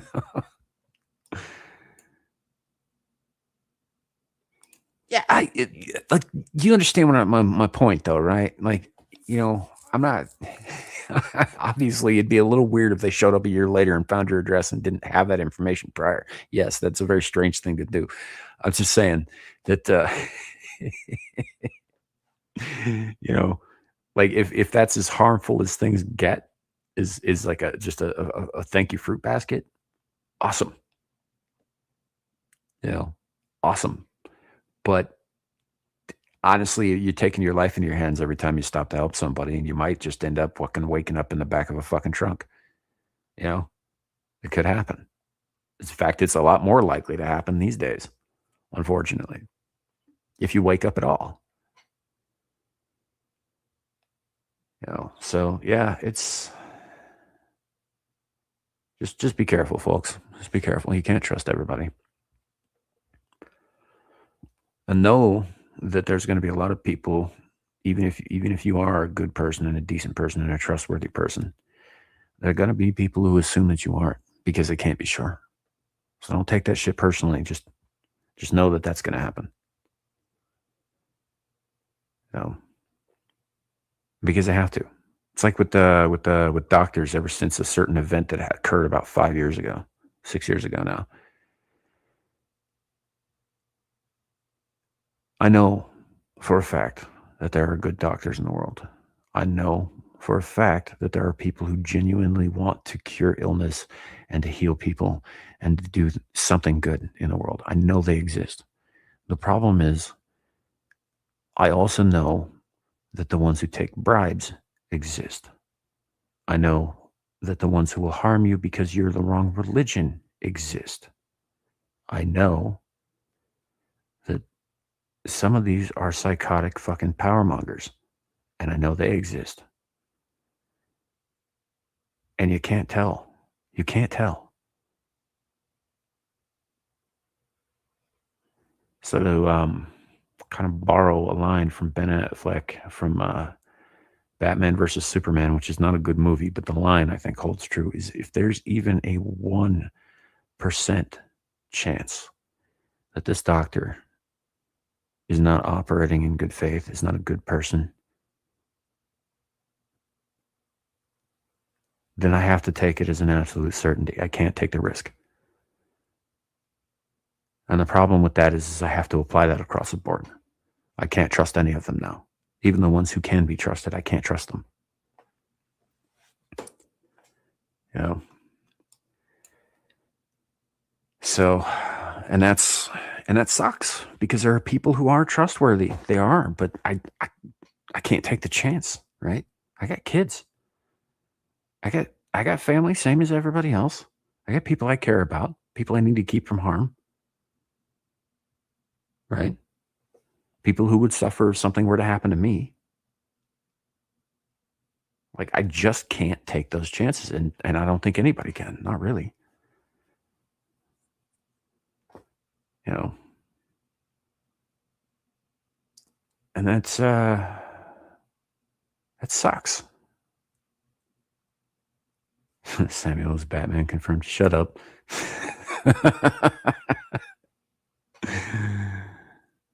No. Yeah, Jacob. Yeah, that's the thing. You can't trust anybody. You know, not really. You know, and here's the problem with that is that we're social creatures, right? As a species, we're social creatures. I'm a bit of a loner individually, but that's a separate can of fucking worms. And we discovered, especially 6 years ago, that when we're denied as a species social interaction, it harms us. It harms our minds. It harms our souls. In a lot of cases, it harms our bodies. It's not good to be alone. Generally speaking, I'm an exception, but it's not good to be alone. And so, I mean, at some point, you're going to have to take a chance, right?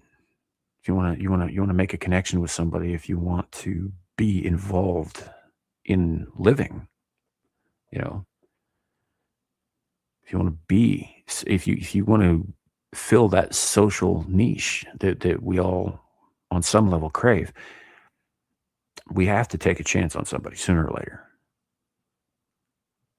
right? And this is no different than it's ever been. It's just that the stakes seem higher now than they did. You know, and maybe they just seem higher. Maybe I'm blowing all this out of proportion, but I don't think that I am. You know, so yeah, it's like with Shadu, you know, not finding a woman, not finding a wife yet. His biggest obstacle is his fear that it's going to go wrong. Right? Like, he has this fear to a degree that it's almost a certainty with him. Like, he's certain it will go wrong. And the problem with something like that is that it tends to become self-fulfilling. Like, you tend to sabotage things subconsciously just because, you know, you're so sure it's going to go wrong that you just kind of make it go wrong, you know?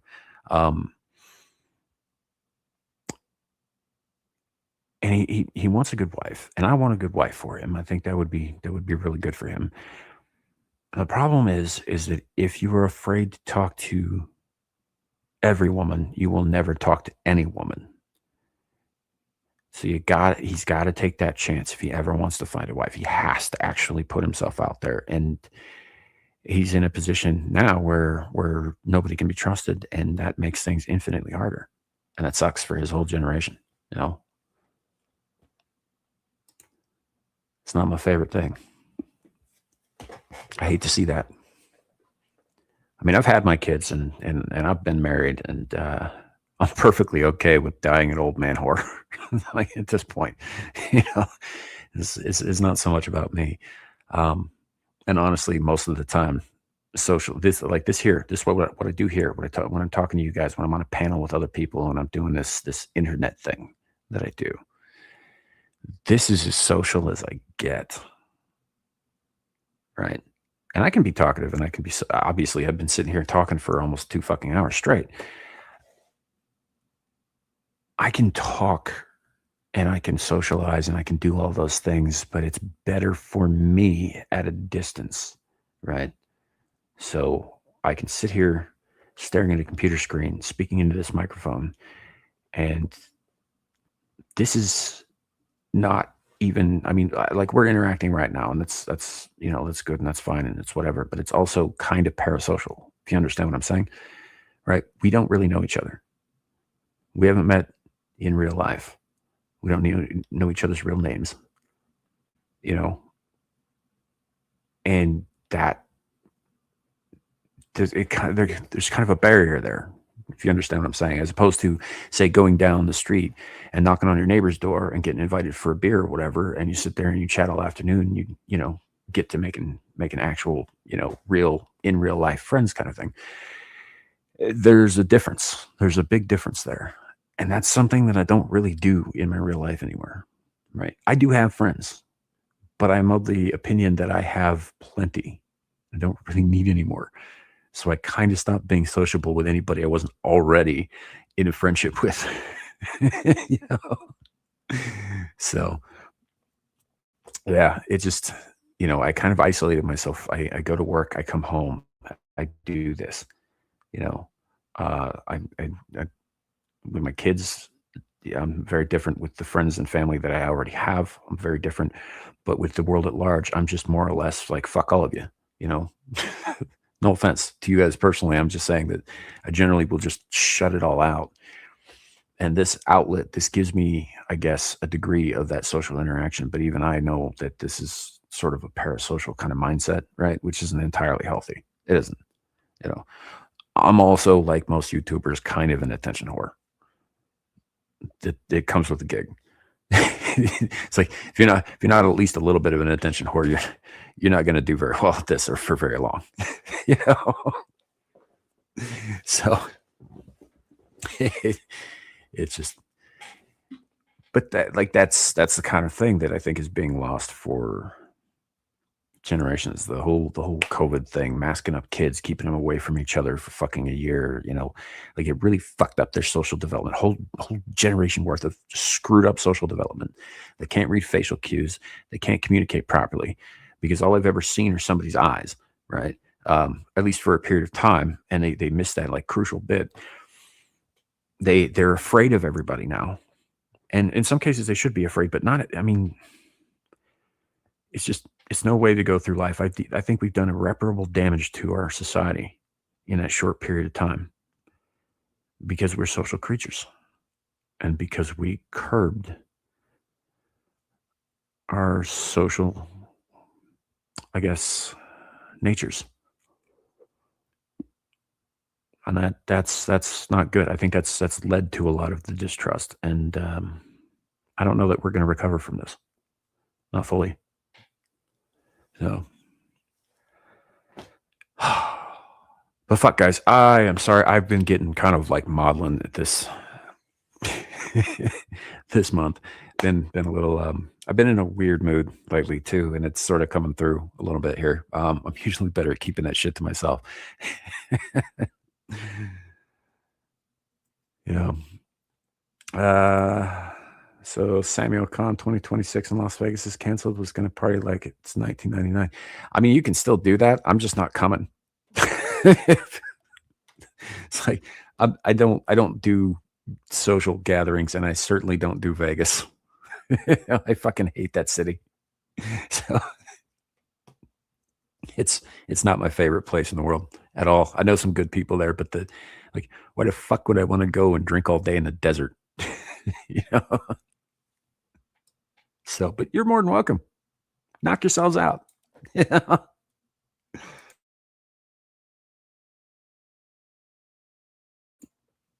So, yeah, generation seems to be a bit skittish. I think they're more than skittish. I think they're scarred. You know. Fuss. Fighting words. I do believe I followed that up immediately with not you personally.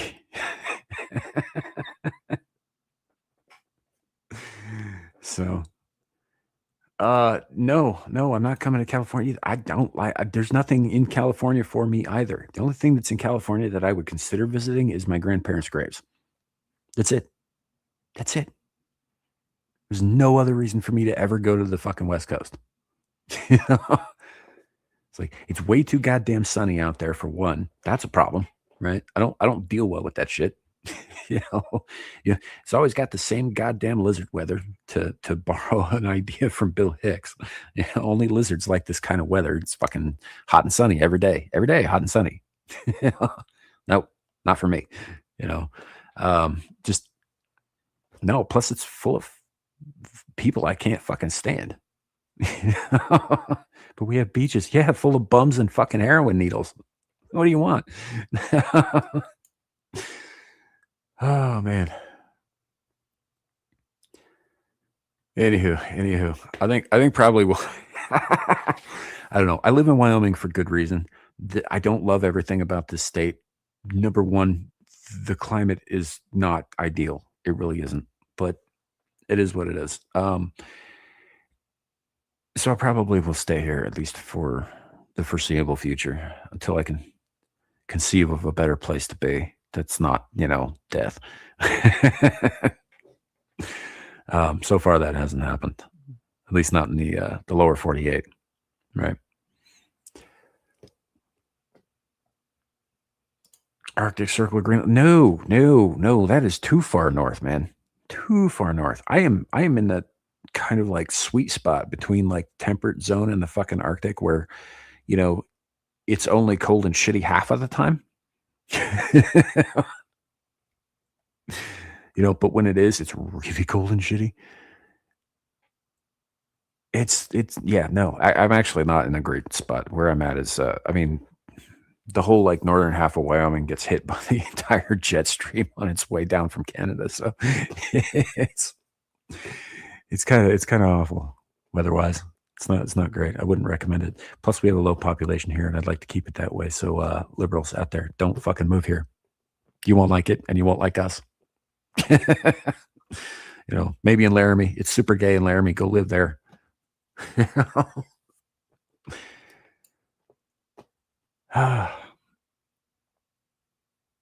So it's Canada's fault. It's always Canada's fault. Did you not hear Mrs. Broflovsky in South Park, Bigger, Longer, and Uncut? Blame Canada. There was a whole song and everything. They did dance number. For all their happy hullabaloo and that bitch I'm married to, blame Canada.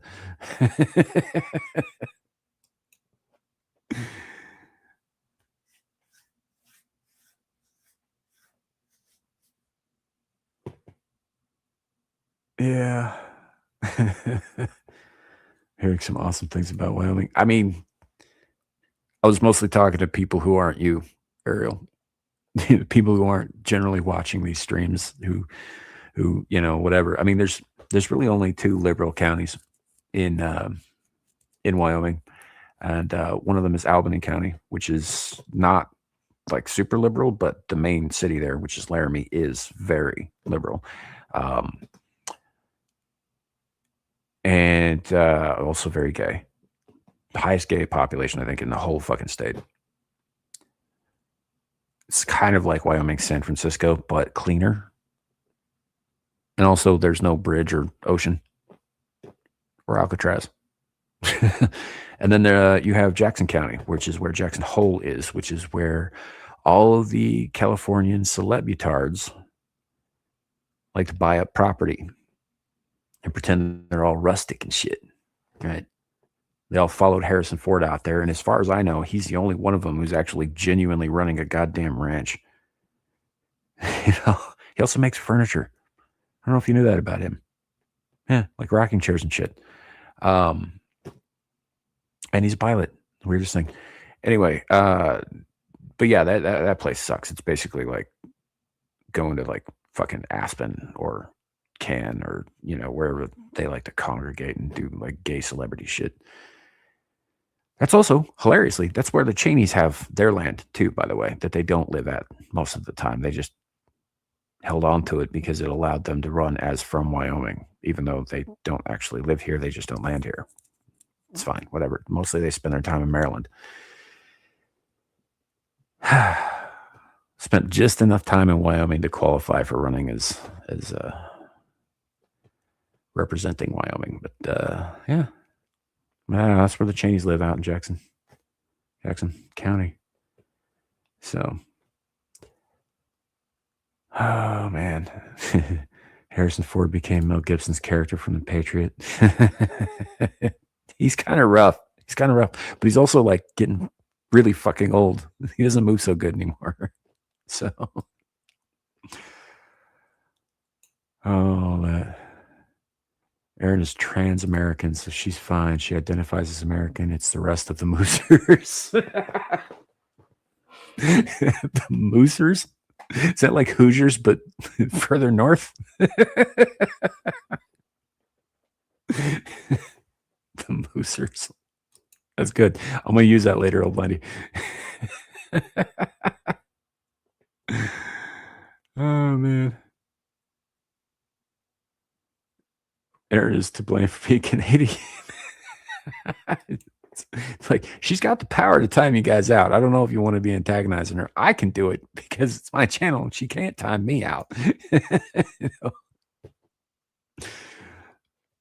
Oh, man. I think that's probably a good note to end it on. Everything else was kind of depressing, and I apologize about that. This is funner. More fun, I guess. Funner is not actually a proper conjugation. It's terrible English. So,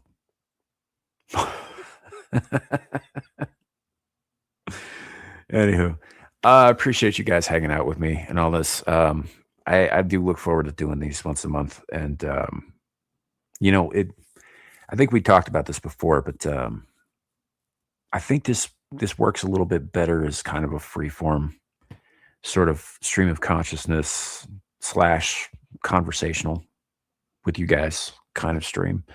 I might have topics like I did at the top here, things I wanted to talk about, but it's not like there's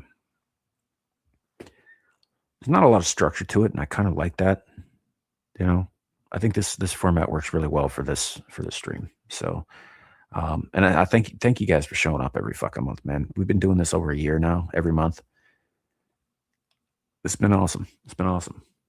Pretty pleased with it. So, yeah, the whispering, not what? I enjoy the whispering, not whispering. I have no idea what you mean by that.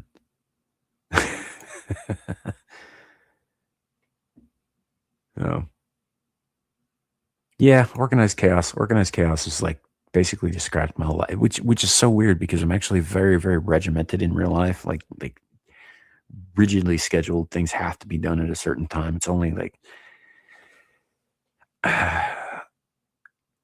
and yet it still appears as though I live in chaos. It's got the appearance of chaos, but there's an underlying order to it that can drive people crazy when they find out about it.